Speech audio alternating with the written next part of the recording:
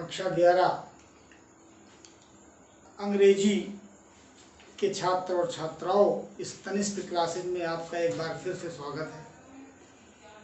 हमने इस पाठ है आपका सप्लीमेंट्री रीडर के अंतर्गत है the summer of the beautiful white horse का एक वीडियो आपके पास हमने भेजा। तो आज हम उसके आगे की कहानी लेकर के आए हुए हैं। दूसरा वीडियो है बच्चों,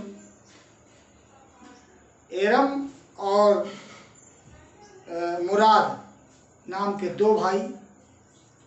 मुराद जो है ये दोनों जनजाति से संबंधित बालक हैं और ये दोनों घोड़ा पर चढ़ने के बड़े शौकीन हैं, लेकिन अपनी ईमानदारी और स्वाभिमान के लिए ये जनजाति हमेशा से प्रसिद्ध रही है। इसकी पीढ़ियां ईमानदारी का उदाहरण दी जाती हैं पीढ़ियों की। तो लेकिन गरीब भी बहुत है।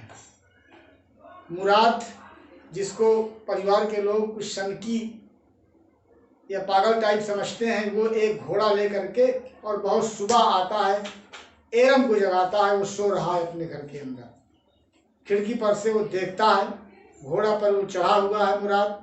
तो उसको देख करके आश्चर्य होता है, उसकी अपनी आंखों पर विश्वास नहीं होता है कि जो मैं देख रहा हूँ ये सही है, नहीं है। क्यों कि मुराद घोड़ा जो लाया, इसका मतलब कि कहीं से चोरी करके लाया, और चोरी वो कभी वो कर नहीं सकते थे, और पैसा इतना उनके पास था नहीं कि वो घोड़ा को खरीद सकें। तो उसको ये लग रहा है एरम को कि मैं कोई स्वप्न देख रहा हूँ। तो यहाँ तक हम लोगों ने पढ़ लिया था। आज दूसरा है, उसका पार्ट आ गया है। We were poor, we had no money. हम लोग गरीब थे, हमारे पास मनी नहीं था, धन नहीं था। और whole tribe was poverty stricken. हमारा पूरा जनजाति जो थी, होल ट्राइब, पूरी जनजाति जो है गरीबी से जूझ रही थी। Every branch of the Garoghlanian family was living. Garoghlanian परिवार का प्रत्येक सदस्य जो था was living in the most amazing and comical poverty in the world। संसार के सबसे आश्चर्यजनक और मन बहलाने वाली गरीबी में जीवन जी रहा था। गैरोलेनियन ये जनजाति थी इनकी, उस परिवार का प्रत्येक व्यक्ति मन बहलाने वाली और आश्चर्यजनक गरीबी में जीवन बिता रहा था। Nobody could understand, कोई नहीं समझ सकता था where we ever got money enough to keep us with food in our bellies, कि हम अपने बेलीज माने पेट को पूर्ति करने के लिए, उधर पूर्ति करने के लिए धन कहाँ से लाते हैं, इस बात को किसी को पता नहीं था। Not even the old man of the family, यहाँ तक कि परिवार के बूढ़े सदस्य भी नहीं जानते थे कि आखिरकार हमारा ये जीविका चलती कहाँ से है। Most important of all, though we were famous for our honesty. हमारे विषय में सबसे महत्वपूर्ण बात यह थी कि हम लोग ऑनेस्टी के लिए मशहूर थे। एरम बता रहा है कि हम लोग ईमानदारी के लिए बहुत मशहूर थे।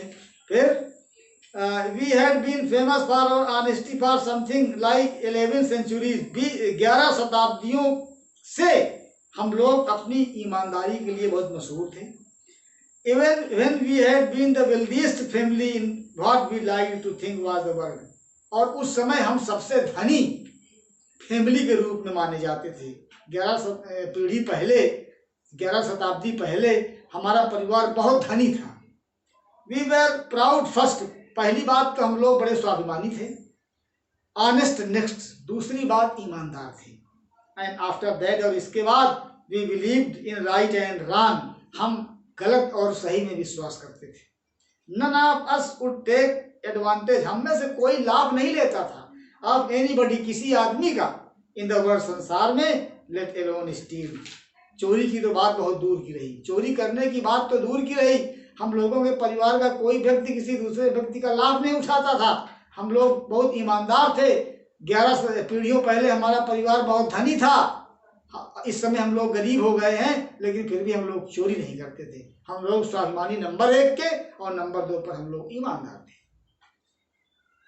Anything to do with my cousin Mourad, और मेरे चचेरे भाई मुराद का क्या था, और with me with any of the other members of our family, और देखिए नीचे से आइए, consequently परिणाम स्वरूप फलतः, even though I could see the horse, मैं घोड़े को देख तो सका, so magnificent बहुत सुंदर, even though I could smell it, मैं उसकी सुगंध ले रहा था, मतलब स्मेल आ रही थी, उसकी बास आ रही थी घोड़े की मेरे पास, so lovely बहुत सुंदर था वो, even though I could hear it breathing, और मैं उसकी सांस, ब्रीथिंग माने सांस लेना भी मैं सुन रहा था, सुनाई पड़ रही थी, so exciting बहुत उत्तेजक थी वो, I could not believe the horse, मैं घोड़े पर विश्वास नहीं कर सकता था, had anything to do with my cousin Murad or with me, जिसका मेरे भाई मुराद और मुझसे कोई लेना देना भी नहीं था, or with any of the other members of our family asleep or awake, अथवा मेरे परिवार के किसी भी सदस्य से उस घोड़े का कोई संबंध नहीं था, बिकॉज क्योंकि आई न्यू, मैं जानता था कि माई कजिन मुराद, मेरा चचेरा भाई मुराद जो है, could not have bought the horse, घोड़े को खरीद तो सकता नहीं, and if he could not have bought, और ये तो खरीद नहीं सकता, तो he must have stolen it, तो निश्चित रूप से उसको चुराया होगा, and I refuse to believe, और मैंने ये विश्वास करने से मना कर दिया, ही हैड स्टोलन, कि उसने घोड़ा चुराया है। बात यह है कि घोड़ा पर चढ़े हुए मुराद को देख करके एरम को विश्वास नहीं हो पा रहा है कि घोड़ा कहाँ से लाया, घोड़ा खरीदने के लिए इसकी सामर्थ्य नहीं है, घोड़ा को ये चुरा सकता नहीं क्योंकि हम लोग ईमानदार हैं, तो इसको विश्वास नहीं हो रहा पूरी बात पर। No member of the Garoghlanian family could be a thief, Garoghlanian परिवार का कोई भी व्यक्ति, कोई भी सदस्य थीफ नहीं हो सकता, चोर नहीं हो सकता है। I stared first at my cousin, मैं स्टेयर्ड माने घूरता रहा पहले तो अपने कजिन चचेरे भाई को, एंड देन और तब एट द हार्स, इसके पास घोड़े को देखा। There was pious stillness and humour in each of them, वहां क्या देखा, दोनों में पवित्र शांति, पायस स्टिलनेस पवित्र शांति थी, और क्या थी, मनोवस्था, दोनों के अंदर ह्यूमर थी, एक प्रकार की मन की सुंदर अवस्था थी उनके अंदर, which on the one hand delighted me, और एक तरफ इस बात ने मुझको डिलाइटेड किया, आनंदित किया, एंड ऑन द अदर, और दूसरी तरफ फ्राइटेंड ने मुझे भयभीत करा दिया। एक तरफ घोड़ा को देख करके मैं आनंदित भी हुआ, और दूसरी तरफ फ्राइटेंड, मैंने भयभीत भी हो गया। मुराद, आई सेड, मैंने कहा Mourad, where did you steal this horse, ये घोड़े को तुमने कहाँ से चुराया है। Leap out of the window, he said, उसने कहा खिड़की से बाहर कूदाओ, लीप आउट, कूदाओ, if you want to ride, अगर तुम चढ़ना चाहते हो तो कूदाओ खिड़की से बाहर। इट वॉज ट्रू, ये सही था, देन तब, he had stolen the horse, उसने घोड़े को चुराया था। There was no question about it, अब इसके विषय में कोई प्रश्न नहीं था। He had come to invite me, वो आया था मुझे बुलाने के लिए, आमंत्रित करने के लिए, टू राइड और नॉट, चढ़ने के लिए अथवा नहीं, एज आई चोज, अब मैं जैसा चुनाव करूं, वो मुझे आमंत्रित करने आया था चढ़ने के लिए, मैं चढ़ूं या ना चढ़ूं ये मेरे चुनाव पर था, लेकिन घोड़ा उसने चुराया था। वेल अच्छा, it seemed to me stealing a horse for a ride, it seemed to me, मुझे ये लग रहा था कि stealing a horse for a ride, चढ़ने के लिए घोड़ा चुराना, was not the same thing, वैसी बात नहीं होती है, as stealing something else such as money, जैसे धन जैसी कोई चीज चुराने जैसी नहीं होती है। कहने का मतलब क्या है कि घोड़ा चुराकर वो लाया, अब ये सोच रहे हैं अपने मन में कि घोड़ा चढ़ने के लिए चुरा कर लाना, ये पैसे चुराने जैसी बात नहीं होती है। क्यों भाई, फॉर ऑल आई न्यू, क्योंकि मैं जानता था, maybe it was not stealing at all, ये किसी भी प्रकार से चोरी नहीं थी। If you were crazy about horses, अगर आप घोड़ों के प्रति उन्मादी किस्म के हैं, तो द वे माई कजिन मुराद, जिस तरह मेरा भाई मुराद था, एंड आई वेर, और मैं था, हम लोग घोड़ों के प्रति हमारी सोच जो थी बड़ी उन्मादी सोच थी। इट वॉज नॉट स्टीलिंग, ये चोरी नहीं थी, it would not become stealing, ये तब तक चोरी नहीं होगी, अंटिल, जब तक कि we offer to sell the horse, हम घोड़े को बेचेंगे नहीं, जब तक हम घोड़े को चुराने के बाद बेचेंगे नहीं तब तक वो चोरी नहीं कही जाएगी। विच ऑफ कोर्स, जो वास्तव में आई न्यू, मैं जानता था कि वी वुड नेवर डू, हम कभी नहीं करेंगे काम, ये मैं जानता था कि हम लोग बेचेंगे है ही नहीं घोड़े को, चढ़ने के लिए लाए, शौक है हम लोगों के, एक उन्माद है, चढ़ने के लिए लाए हुए हैं घोड़ा, इसको हम बेचेंगे नहीं तो चोरी है ही नहीं है। Let me put on some clothes I said, मैंने कहा मुझे कुछ कपड़े पहन लेने दो।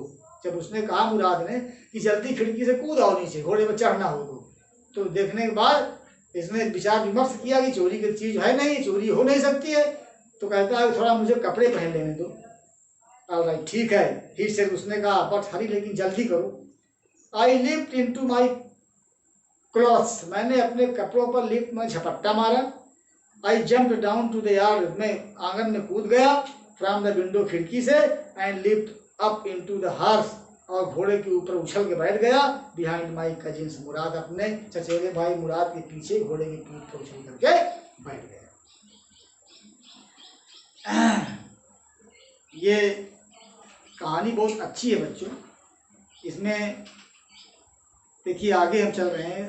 That year we lived at the edge of the town, उस वर्ष हम लोग लिव्ड रहते थे at the edge of the town, कस्बे के छोर पर। वाल्टनट एवेन्यू, वाल्टनट एवेन्यू के एक कस्बा था, उस कस्बे के किनारे हम लोग रहते थे। बिहाइंड अवर हाउस, हमारे घर के पीछे, वाज द कंट्री, गांव थे, देहात थे। वाइन यार्ड, अंगूर के खेत थे। और क्या थे? ऑर्चर्ड, फलों के बगीचे थे। इरिगेशन डिचेस, सिंचाई की नालियां थीं। एंड कंट्री रोड्स, और गांव की सड़कें थी। In less than 3 minutes, 3 minute से कम में, we were on Olive Avenue, हम लोग ओलिव एवेन्यू में पहुंच गए। घोड़े पर चढ़े हुए थे। ये घोड़ा इतना तेज चल रहा था कि कहते हैं कि 3 मिनट के अंदर ही हम वहां से निकल करके कहाँ पहुंच गए? ओलिव एवेन्यू में पहुंच गए। एंड देन, और इसके बाद the horse began to trot, और इसके बाद घोड़े ने शुरू कर दिया दुल्की चलना। दुल्की जानते हो ना, तेज नहीं भागता है घोड़ा जब, और वो अपने पैरों को जमाते हुए चलता रहता है, न बहुत तेज न बहुत धीमा, उसको दुल्की बोलते हैं, ट्रॉट। दुल्की में चलना शुरू कर दिया उसने। फिर the air was new and lovely to breathe, हवा बड़ी ताजी थी और बड़ी सुंदर थी सांस लेने में। The feel of the horse running was wonderful, घोड़े का जो दौड़ का एहसास जो हमको हो रहा था बड़ा वंडरफुल था, बड़ा आश्चर्यजनक था। माई कजिन मुराद, मेरा चचेरा भाई Mourad, who was considered one of the craziest member of our family, जो हमारे परिवार का सबसे उन्मादी व्यक्ति सोचा जाता था, बिगेन टू सिंग, गाने लगा। आई मीन, मेरा मतलब ही बिगेन टू रोर, वो जोर जोर चिल्लाने लगा। गाने का मतलब चिल्लाने लगा। Every family has a crazy streak in it somewhere, प्रत्येक परिवार में कोई न कोई उन्मादी होता है। And my cousin Murad was considered the natural, और मेरे मुराद को कंसीडर सोचा जाता था, द नेचुरल माने स्वाभाविक रूप से, डिसेंडेंट माने उत्तराधिकारी, of the crazy streak in our tribe, हमारी जाति के उन्मादी व्यक्तियों का उत्तराधिकारी उसको माना जाता था। कि इसके बाद हमारे, इसका मतलब इनके परिवार में क्रेजी लोग और थे पहले, और उनका अब ये विरासत में मिल रही है, ये जो क्रेजीनेस जो है इसको मिल रही है, इसको उत्तराधिकारी माना जाता है। बिफोर हिम वाज, उसके पहले थे अवर अंकल, उसके पहले कौन थे हमारे परिवार में? हमारे चाचा खौसरो हमारे चाचा थे, वो भी इसी तरह के उन्मादी व्यक्ति थे। एंड इनर्मस मैन, वो कैसे थे? इनर्मस माने भारी भरकम शरीर वाले थे चाचा हमारे, और with a powerful head of black hair, काले बालों से युक्त पावरफुल हेड, बड़ा सर वाले, ताकत शक्तिशाली सर वाले। And the largest mustaches in the San Joaquin Valley, और लंबी लंबी मूछों वाले, सैन जोकिन वैली में सबसे बड़ी बड़ी मूछों वाले थे वो, घाटी में, सैन जोकिन घाटी में सबसे लंबी मूछों वाले थे। A man so furious in temper, स्वभाव से वो बहुत चिड़चिड़े थे, बहुत नाराज हो जाते थे। सो इरिटेबल, और क्या थे? बहुत चिड़चिड़े थे वो, और फ्यूरियस इन टेम्पर, स्वभाव में बहुत फ्यूरियस, क्रोधित हो जाते थे, बहुत चिड़चिड़े हो जाते थे। दैट ही स्टॉप एनीवन, वो किसी भी व्यक्ति को रोक देते थे फ्रॉम टॉकिंग, बात करने में, बाय रोरिंग, चिल्ला करके वो किसी व्यक्ति को भी बात करने नहीं देते थे। इट इज नो हार्म, और इट इज नो हार्म, कोई हानि नहीं है, और पे नो अटेंशन टू इट, इस पर ध्यान मत दो, कोई हानि नहीं है, इस पर ध्यान मत दो। ये उनकी बात के दरमियान तकिया कलाम हुआ करते थे उनके। तकिया कलाम का मतलब क्या होता है? कोई आदमी बात किया करता है, बीच बीच में कुछ ऐसे शब्द बोला करता है जिनका उन बातों से कोई संबंध नहीं रहा करता है, लेकिन आदमी के वो मुँह से निकला करते हैं, वो शब्द वो तकिया कलाम होते हैं। तो इनके मुँह से ये तकिया कलाम क्या थे? कोई हानि नहीं, इस ओर ध्यान ना दो। फिर अगली बात शुरू कर देते थे, फिर बीच में बोलते थे कोई हानि नहीं, इसमें ध्यान ना दो, फिर अगली बात शुरू कर देते थे। ये तकिया कलाम हुआ करते हैं, बीच बीच में लोग बोला करते हैं। तो इनके चाचा खौसरो जो थे वो उन्मादी थे, और वो भी बड़ी बड़ी मूंछों वाले, भारी भरकम शरीर वाले थे, और इस तरह वो बोला करते थे। बच्चों, आज हम लोग यहीं तक, इसको आप लोग पढ़ते रहिए, और इसके बाद हम आपको इसके विषय में प्रश्न उत्तर दिखाएंगे।